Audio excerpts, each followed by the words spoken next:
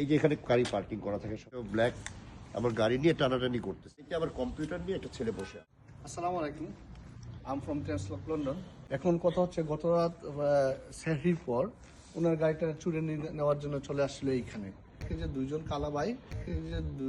কালাবাই ওনার গাড়িতে টাচ করতেছে, আরেকজন গাড়িতে বসে কম্পিউটার দিয়ে গাড়ি নেওয়ার জন্য চেষ্টা করতেছে। আসসালামু আলাইকুম রুবেল ভাই। আচ্ছা, আপনার গাড়ি গত রাতের যে একটা ইনসিডেন্ট আপনার সাথে হয়েছে সেহরির পরে, আপনার কি হয়েছিল আপনি একটু বলবেন আমাদেরকে? ওয়ালাইকুম আসসালাম রহমতুল্লাহ। অ্যাকচুয়ালি আমি নিউইয়র্কের বাসিন্দা। তাই গতকালকে আপনার এই সেহরির পরে আমি ঘরে যখন বাসা শোয়ার জন্য প্রস্তুতি নিচ্ছিলাম, তখন হঠাৎ করে আমার এই অ্যালার্মটা বেজে ওঠে। তো অ্যালার্মটা বেজে ওঠার পরে এই যে এখানে গাড়ি পার্কিং করা থাকে সবসময়, আর পিছনে আমার বাসা।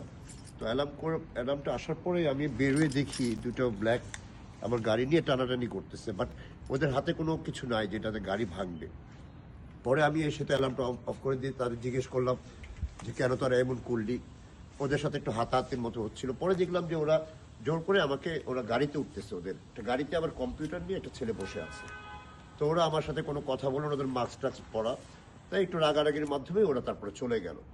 তো আমি এটাই বলতে চাচ্ছি যে টেসলককে ধন্যবাদ, এটা লাগানোর পরিপ্রেক্ষিতে আমার কালকে গাড়িটা সেফ হয়েছে। আপনি কিভাবে বুঝছেন যে আপনার গাড়িটা কেউ লাড়তেছে? আচ্ছা, আমি যখন বাসায় তখন এটা কেউ যদি খোলার চেষ্টা করে, তখন এই রিমোটে একটা ভাইব্রেশন হয় এবং একটা আওয়াজ হয়, অ্যালার্ম বাজে আর ভাইব্রেশন হতে থাকে।